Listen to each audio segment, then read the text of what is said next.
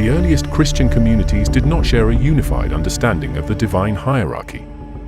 The texts they produce reflect competing interpretations that developed simultaneously, not sequentially.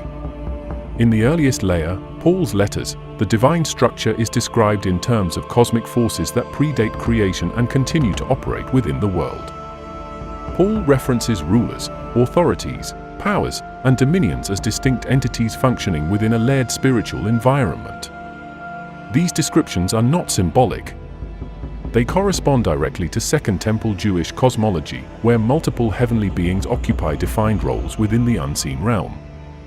Paul situates Christ within this system, portraying him as an elevated figure who surpasses these cosmic powers, not as a being inherently identical to the highest divine source. The Gospel of John introduces a different framework. Here, the Logos is presented as pre-existent, active in creation, and distinct from the Father. The opening lines describe the Logos as being with God and simultaneously engaged in the act of creation. This duality reflects Hellenistic Jewish thought, particularly the concept of the divine word as an intermediary principle. The text does not merge these identities into a single figure. It maintains relational language throughout. The Logos reveals the Father but is not described as the origin of the Father. This distinction is preserved across the entire narrative, demonstrating that the Johannine tradition operates with a different cosmological model than the Pauline texts. The Shepherd of Hermas, a text highly valued in several early Christian communities, presents yet another configuration. In this writing, the Holy Spirit is described as the first creation of God and the one through whom the world was made. This position places the Spirit at the beginning of the cosmic order. The language is explicit. The Spirit is the pre-existent entity entrusted with the task of supporting the formation of creation. Christ is described as the servant of this Spirit, functioning in a role defined by obedience and moral purity. This structure contradicts the later standardized model in which the Spirit emerges as a derivative or secondary figure. Additional early writings, such as the Odes of Solomon, portray a divine relationship that operates through emanation rather than equivalence. The texts speak of a Father who pours forth a power or presence that reveals his nature. This emanated presence interacts with the world and enables transformation. The relationship is active and dynamic, with no indication of a co-equal or co-eternal doctrine. The structure aligns more closely with Jewish mystical traditions than with the later doctrine formalized in 4th century councils. These writings demonstrate that the earliest Christians did not assume a fixed theological model. Other documents, like the Epistle of Barnabas, emphasize the pre-existence of Christ but do not depict him as identical with the highest divine source. Instead, Christ is portrayed as an agent who executes the will of God in both creation and redemption. The distinction is maintained in the grammatical structure, where actions are attributed to Christ on behalf of the Father. This reflects an agency model similar to those found in earlier Jewish texts, where figures such as wisdom or the angel of the Lord act with divine authority without being equated with the supreme deity. The Nag Hammadi Christian texts introduce further variations. In the trimorphic protonoia, the divine figure operates through 3 modes of revelation, but these modes are presented as manifestations of a single transcendent source, not as separate persons in a shared essence. In the Apocryphon of James, the resurrected Jesus speaks of receiving authority from a higher entity and returning to that entity after completing his mission. These statements highlight a hierarchical relationship rather than ontological equality.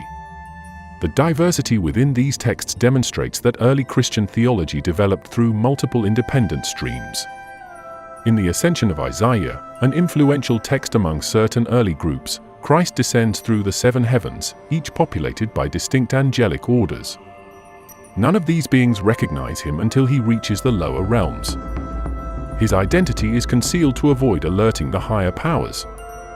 This narrative portrays Christ as an emissary operating within a cosmic system that contains multiple powerful beings with their own jurisdictions. The highest God exists above this structure, and Christ functions as the envoy of the highest realm. The hierarchical nature of this cosmology stands in contrast to later doctrines that collapse the hierarchy into a single unified identity. The earliest layers of the Hebrew tradition do not begin with a universal deity ruling all existence. They begin with a territorial god whose authority is defined within a specific region and among a specific people.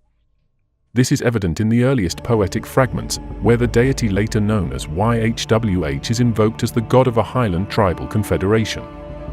These passages do not claim that he created the entire universe. They emphasize his role as a warrior deity who secures territory, protects a population, and asserts dominance within a geopolitical context. This framework aligns directly with the regional divine models documented across the Levant. The linguistic structure of these early hymns shows that YHWH is treated as one member of a larger divine landscape, not as the sole being in existence. A critical piece of evidence comes from the traces of the divine council in the earliest Hebrew poetry. The council is not symbolic. It is portrayed as a functional governing structure. The oldest manuscripts of key passages retain plural verbs and plural nouns describing divine beings assembled under a presiding high deity. The wording does not suggest metaphorical language. It reflects an inherited belief from the broader Canaanite tradition, where El presides over a council of gods who deliberate on matters of cosmic and earthly governance. In the Hebrew record, YHWH is initially portrayed as a member or champion within this assembly. Only in later redactions does he become its undisputed head, and later still does the council itself fade into abstraction. One of the most revealing texts is the early version of the Distribution of Nations. In its oldest attested form, the passage states that the Most High apportioned the nations among the divine beings, and YHWH received Israel as his allotted portion. This construction presents a theological map where different deities oversee different regions. There is no denial of the existence of other gods. Their legitimacy is assumed. The focus is not universal command but jurisdiction. This framework mirrors the administrative structures of neighboring cultures, where territorial gods receive specific peoples or lands as their domains. The evolution of this passage in later manuscripts reflects a deliberate shift away from divine plurality toward exclusive sovereignty. Archaeological findings reinforce this early pluralistic structure.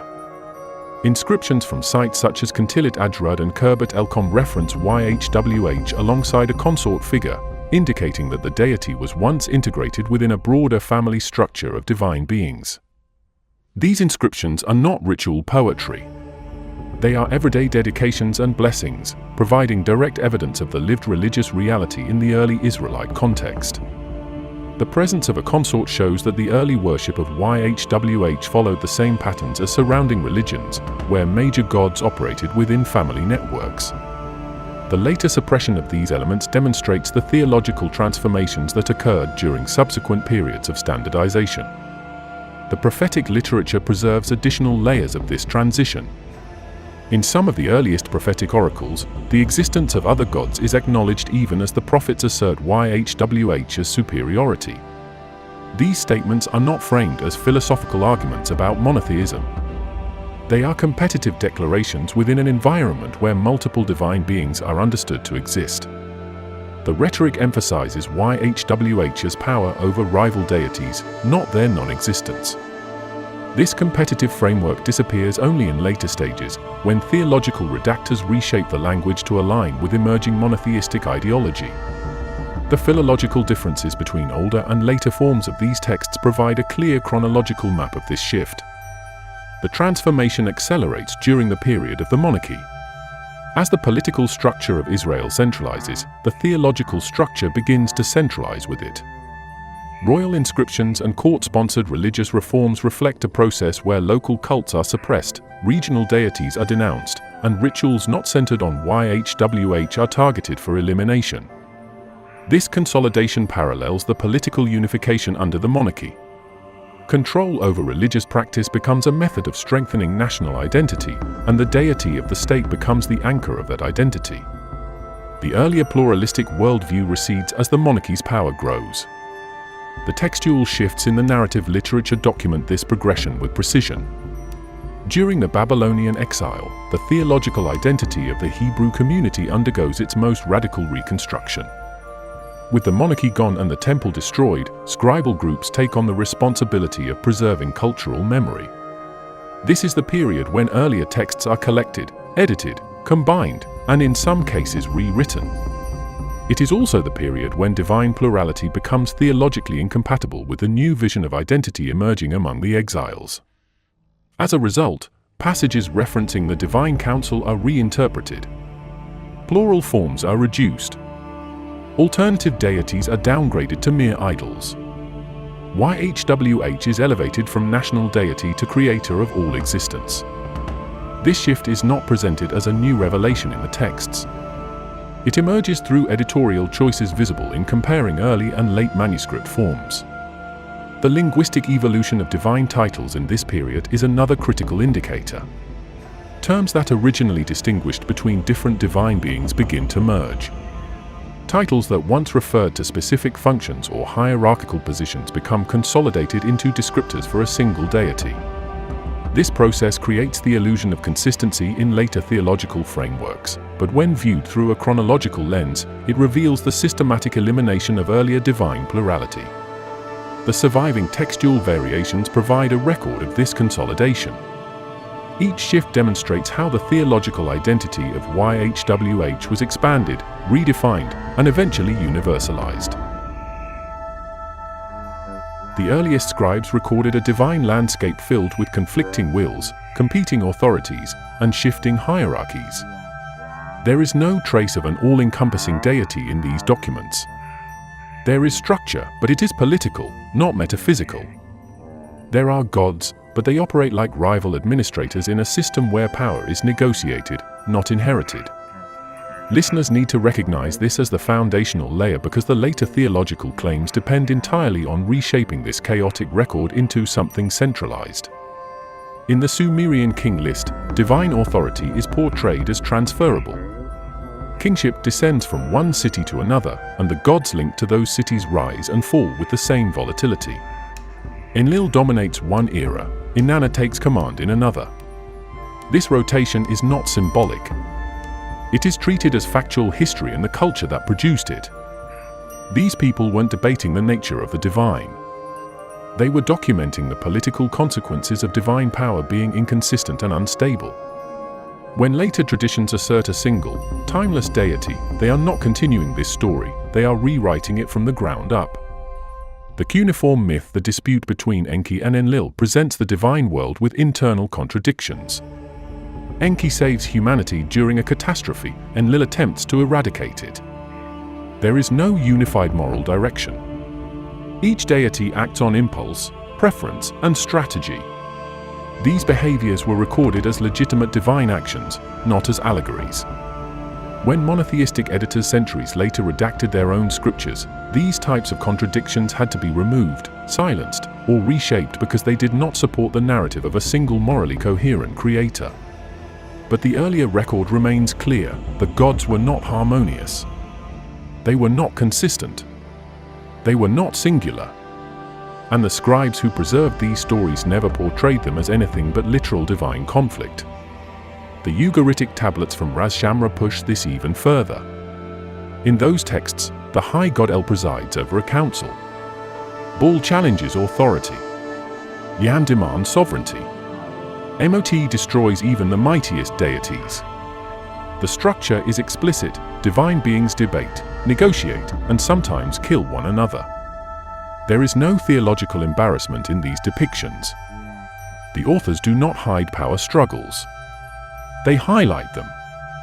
This matters because later religious editors would take fragments of these traditions, names, titles, motifs, and hollow out the original political context to create a streamlined monotheistic identity. By the time these materials appear in later writings, the council becomes symbolic, the conflicts become moralized, and the multiplicity is recast as metaphorical. But the earlier version is not metaphorical. It is administrative, bureaucratic, and violent. When the early Hebrew texts begin to appear, they do not deny this older system. They participate in it. The earliest layers of the Hebrew Bible describe divine actions that parallel the neighboring cultures' portrayals: territorial deities, divine councils, and localized authority. The shift towards strict monotheism happens much later. In the earliest strata, divinity is not universal, it is assigned. A deity is linked to a people, a land, a mountain, a region. This is consistent with Mesopotamian, Canaanite, and Egyptian theology. The radical break occurs only when later scribes retroactively redefine the deity of a single nation as the sole creator of everything. That transformation required suppressing older narratives that contained incompatible plural structures, and the editorial fingerprints of that suppression are still visible in philological variants found in the oldest manuscripts. The Dead Sea Scroll fragments reveal textual forms of early passages where references to divine plurality remain intact. These are not interpretations, they are physical manuscript proofs that the earliest tradition preserved a picture of divinity structured as a council, not a monolithic identity. This aligns directly with the Ugaritic model and contradicts later theological frameworks that insist the council imagery is symbolic. The textual evidence shows it is not symbolic. It is inherited from an older Near Eastern worldview that normalized multiple active deities. A detailed examination of the earliest prophetic literature shows another critical pattern: the polemics against other gods appear only after monotheism begins to consolidate.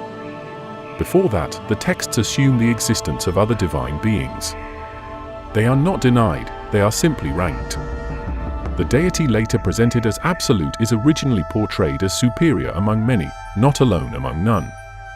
This has direct implications for understanding how theological identity was constructed. It means the earliest authors were not defending a universal deity. They were defending the status of their national deity against the claims of others. Creation was not a peaceful emergence. It was a hostile takeover. The older mythic frameworks present deities who gained authority through decisive acts of force, and these events were recorded as historical memory within their cultures.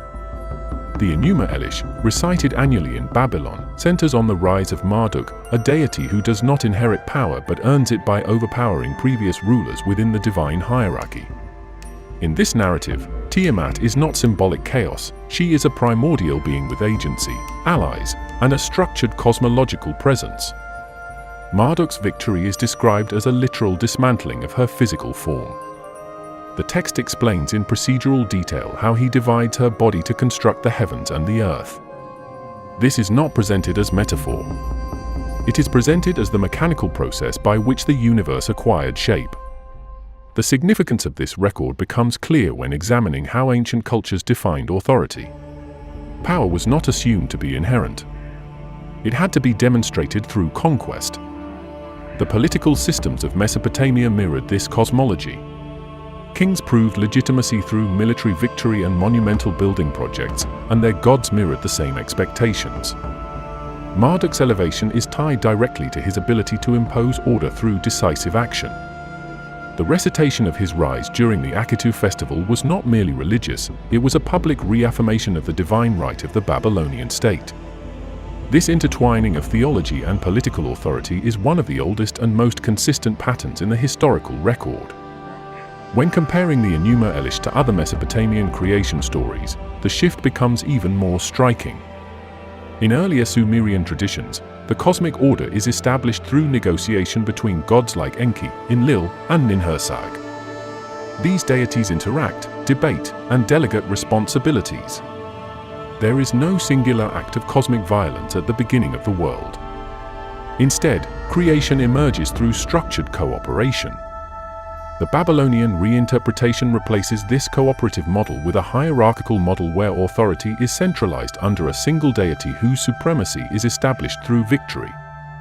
This shift marks a radical theological consolidation in response to geopolitical realities, mainly the rise of Babylon as a dominant power. The deeper layer of this development appears when analyzing the linguistic transitions.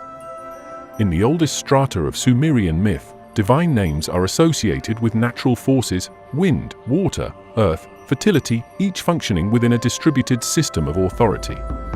By the time of the Babylonian Empire, these distributed roles are reorganized under Marduk's name.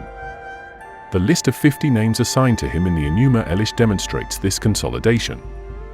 He is granted titles that originally belonged to older gods, signifying an administrative merger of divine portfolios. This shows a deliberate theological strategy, the centralization of divine power through the absorption of previously independent roles. The record makes no attempt to hide this process.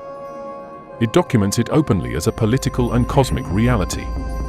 Another essential piece of evidence comes from the ritual dimensions. During the Akitu festival, the king was required to undergo humiliation rituals before standing in the presence of Marduk's statue. This act symbolized the king's submission to the deity who had reorganized the cosmos through victory. The details of these rituals are preserved in temple archives, and they confirm that Marduk's supremacy was not only theological but institutional. The recitation of the Enuma Elish served as an annual reenactment of cosmic order, creating a direct link between the mythic past and the political present. This connection highlights how creation narratives functioned as foundational documents for state ideology. Moving beyond Babylon, comparative analysis with the Hittite Kumabi cycle uncovers another layer of the ancient divine political pattern. In this tradition, kingship among gods is transferred through violent overthrow across generations. Alalu is dethroned by Anu. Anu is assaulted by Kumabi. Kumabi attempts to destroy Teshub. This sequence demonstrates that the concept of divine succession through conflict was not unique to Babylon. It was embedded across the region. These myths provide a clear contrast to later monotheistic notions of an unchanging, eternal deity. The older worldview assumed divine instability, generational rivalry, and recurrent restructuring of authority. The Egyptian record reinforces this point from yet another angle. In the Memphite theology, Ptah creates through intellectual command, while in the Heliopolitan tradition, Atum brings forth creation through an embodied act. The coexistence of multiple creation models within a single civilization indicates that ancient cultures did not require a unified account of divine action. They accepted plurality without attempting to harmonize contradictions. This stands in sharp contrast to later theological frameworks that insist on a single coherent narrative. The multiplicity preserved in the Egyptian, Hittite, and Mesopotamian texts demonstrates that ancient people were comfortable with divergent origins and overlapping divine roles. When evaluating the earliest Semitic traditions, clear echoes of these mythological structures appear. Names, titles, and divine roles are shared between Ugaritic and Babylonian texts. Baal's conflict with Yam parallels Marduk's conflict with Tiamat in thematic structure. Both narratives involve a younger storm god challenging an older sea deity associated with primordial forces. These parallels indicate a shared cultural memory across the Near East. The theological systems did not develop in isolation. They exchanged motifs, reinterpreted earlier models, and reshaped divine hierarchies in response to shifting political landscapes. The Gnostic texts introduce a structure of divinity that does not resemble the later standardized systems. These writings describe a hierarchy where the highest principle is not involved in crafting the material world. In the Apocryphon of John, the ultimate source is presented as ineffable, ungenerated, and beyond direct description. It exists outside the boundaries of form, time, or cosmic architecture. This entity does not create in the manner familiar from Near Eastern myths. Instead, emanations unfold from it in structured sequences. These emanations are not poetic abstractions. They are defined as actual ontological beings within the Gnostic cosmology, functioning as distinct intelligences. The next level of the hierarchy involves the eons, which are described with specific characteristics, names, and roles. Their existence is not framed as a symbolic representation of ideas. The texts treat them as participants in the structure of the invisible realm. Each eon possesses definable qualities such as foreknowledge, truth, wisdom, and understanding. These attributes are not metaphors, they are described as inherent aspects of each eon's identity. The system operates with precision, eons emerge in pairs, forming syzygies, a configuration that is consistently presented across multiple Gnostic documents. The arrangement reflects a cosmological order where equilibrium is essential. A crucial moment occurs when one eon, Sophia, acts outside the boundaries of that equilibrium. The texts emphasize that this action is not rebellious in a moral sense, it is an impulse born from a desire to generate without her counterpart. The results of this action produce an entity the texts call Yaldabaoth. This being is not framed as evil in the moralistic terms of later theology. He is characterized as ignorant of the higher realms due to his origin outside the full harmony of the eonic structure. The Gnostic texts describe his creation as a cosmological malfunction, not as an ethical failure. This distinction is crucial because it defines the cosmological tension that drives the rest of the narrative. Yaldabaoth's subsequent claim to sole divinity is documented as a direct result of his limited awareness. The texts present him speaking declarations of absolute authority, but the narrative immediately reveals these claims as inaccurate within the broader cosmological context. His proclamations are not lies, they are statements made without knowledge of the realms above him. The Gnostic authors highlight this to emphasize the distinction between power and comprehension. Yaldabaoth possesses creative force, but he lacks understanding of the origin of that force. This framework is foundational for the Gnostic interpretation of the material cosmos. The Apocryphon of John details how Yaldabaoth generates additional entities, known as archons. These beings are described with specific forms, names, and hierarchical positions. Their roles include governing various aspects of the cosmos and assisting in the construction of the material world. The text presents this process in technical detail, listing the attributes of each archon and the cosmic zones they administer. The material world is therefore depicted not as a unified creation but as a layered system assembled through the actions of multiple beings. This multi-tiered structure appears across several Gnostic sources with consistent terminology. The formation of the human being in this cosmology is described through a procedural sequence. The archons attempt to create a being modeled on a reflection they witness from a higher realm. Their attempt fails to animate the figure until a portion of the higher divine essence is introduced. This infusion is not portrayed as a gift but as an unintended consequence of the archons attempting to control what they do not fully understand. The resulting human possesses characteristics that exceed the capacity of its creators. The Gnostic text emphasizes that the human's potential derives from the higher origin of its inner component, not from the archons who constructed its exterior form.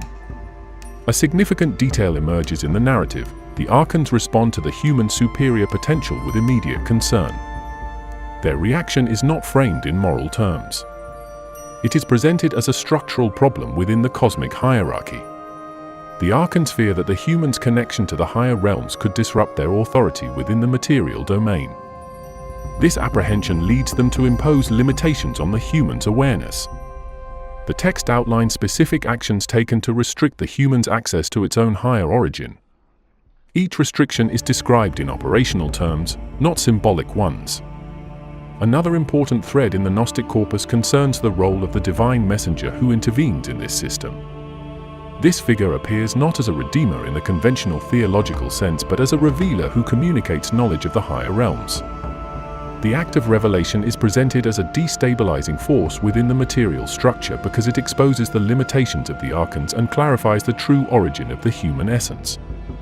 The texts describe the messenger delivering instructions regarding the nature of the higher realms, the deception of the archons, and the path of recognition that leads beyond the constraints of the material world. Across multiple Gnostic writings, Yaldabaoth's authority diminishes when confronted with the higher knowledge conveyed by this messenger. His power is based on ignorance rather than inherent supremacy. The archon's authority relies on maintaining the human's unawareness. When that unawareness is interrupted, their dominance is weakened. These dynamics are presented without moral commentary. They form the structural backbone of the Gnostic cosmological model, in which knowledge is the decisive force that reorganizes the hierarchy. The deepest reconstruction of ancient divinity begins with the archaeological record, because the earliest concepts of God are not preserved in systematic theology but in inscriptions, cultic artifacts, and fragmented liturgies distributed across multiple civilizations. When these materials are placed side by side, the pattern is unmistakable. Divine identity was never fixed in the ancient world. It evolved in real time. It adapted to political collapse, administrative reform, territorial expansion, and linguistic shifts. Every change in power produced a corresponding change in the divine hierarchy recorded by the scribes. These transitions are not interpretive theories. They are visible in stratified layers of texts, from Sumerian lexical lists to Hittite ritual tablets to early Hebrew inscriptions. The earliest known references to divine beings come from Mesopotamian protocuneiform accounting tablets. These documents reveal that the divine began as a functional category. Gods were listed alongside grain, livestock, and laborers because offerings had to be recorded. The divine was embedded within the administrative structure. It had no abstract form. The lexical lists that emerged later assigned signs to different deities, each tied to a city, a function, or a natural phenomenon. This system shows that divinity was initially decentralized. Every city maintained its own tutelary deity, and these deities operated within a shared framework without the need for doctrinal unity. As writing matured, the next stage appears in the mythological texts of the early dynastic and Old Babylonian periods. These stories introduce genealogies of gods, but even here, stability is absent. Deities rise and fall in prominence depending on which city controls regional power. When Ur becomes dominant, Nana receives increased liturgical attention. When Akkad rises, Ishtar gains military attributes. When Babylon ascends, Marduk becomes the center of theological consolidation. These shifts occur not because of doctrinal revelation but because scribal schools restructured the divine hierarchy to match political reality. The correlation between political authority and divine elevation is documented repeatedly in royal inscriptions that explicitly credit victorious kings with bringing forth or revealing the supremacy of their preferred deity. In the Western Levant, the Ugaritic texts offer a parallel but distinct trajectory. Here, El stands at the head of the divine council, while Baal functions as the active storm warrior.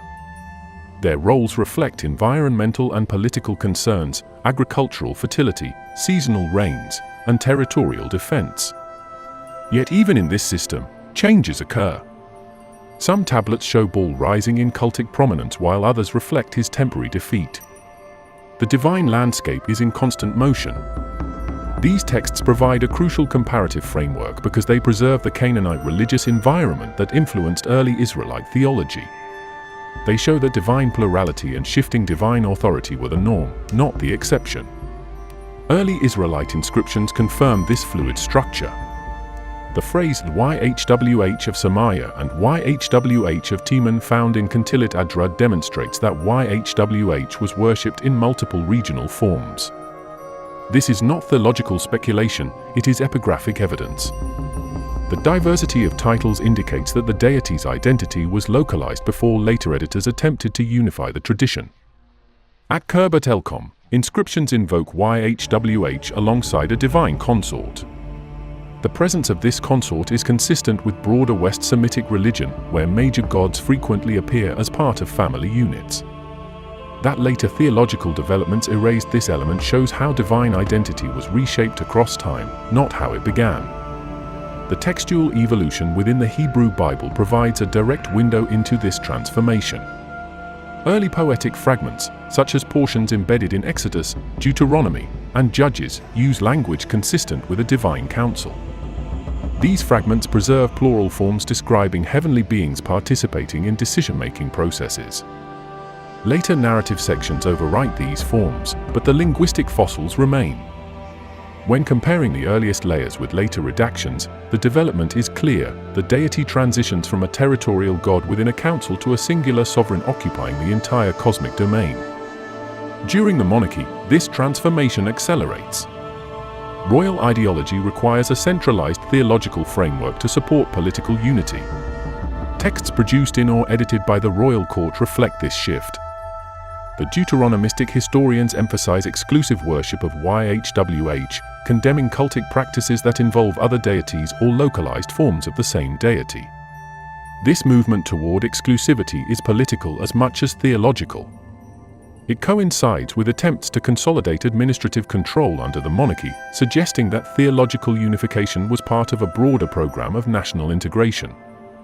The destruction of the kingdom and the Babylonian exile generate the next major transformation.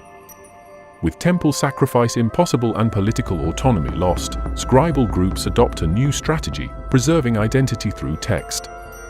This period produces some of the most extensive editorial activity in the Hebrew corpus. Older traditions are reinterpreted to emphasize the universal power of the deity. Passages that once portrayed divine plurality are reshaped into declarations of absolute singularity. This shift is not hidden in the text. It is visible in the comparison between the earliest forms of passages preserved in the Dead Sea Scrolls and their later canonical versions. The editorial fingerprints show a consistent pattern of theological centralization during and after the exile. The Persian period adds another dimension. Under imperial rule, local deities across the empire were allowed to function within their own traditions, but imperial ideology recognized a supreme cosmic authority. This environment influenced the development of Jewish monotheism. Texts from this period refer to the deity not only as the God of Israel but as the God of all nations. The shift from territorial identity to universal identity aligns with the administrative and ideological structures of the Persian Empire. The deity's universal sovereignty becomes a means of aligning religious identity with imperial cosmology. The Hellenistic period continues this pattern of adaptation. Exposure to Greek philosophical thought introduces new conceptual tools. The deity begins to be described using abstract terms such as wisdom, logos, and mind. These concepts appear in Jewish sapiential literature, which integrates Hellenistic philosophical vocabulary with older Hebrew theological structures. The fusion of these traditions lays the groundwork for the theological diversity seen in Second Temple Judaism and early Christianity. The deity's identity expands again, demonstrating that theological evolution is not a medieval or modern phenomenon but an ancient one with clearly traceable stages. The sectarian texts from Qumran document yet another layer of development. These writings describe a dualistic cosmic structure populated by angelic beings with specific roles and hierarchies. The deity presides over this structure, but the emphasis is on order, revelation, and predestination. The divine identity reflects the community's interpretation of its own historical situation. The Qumran sect views itself as the remnant of a purer form of worship, and its writings reinterpret older texts through that lens. Once again, divine identity becomes the product of textual reinterpretation in response to historical circumstances. Early rabbinic literature then organizes these diverse traditions into a more systematic framework. Discussions of the divine name, the nature of the heavenly throne, and the role of angelic intermediaries reveal that debates about divine identity continued long after the close of the biblical canon. The rabbis inherit a tradition shaped by Sumerian mythology, Canaanite religion, royal ideology, exilic reinterpretation, Persian universalism, and Hellenistic philosophy. Their task becomes sorting, categorizing, and reconciling these layers. The resulting theological structures bear little resemblance to the earliest forms found in Bronze Age inscriptions, demonstrating how profoundly divine identity had evolved.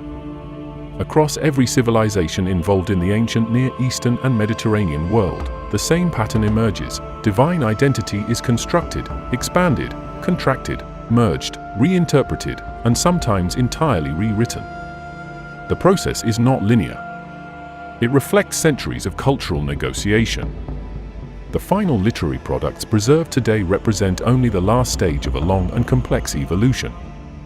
They contain within them the traces of earlier structures visible through linguistic, archaeological, and comparative analysis. These traces show that the concept of God in the ancient world was never stable. It was built through the accumulated interpretations of thousands of years of human history. Thank you sincerely to everyone who stayed with this video until the end. Your time and attention mean a great deal.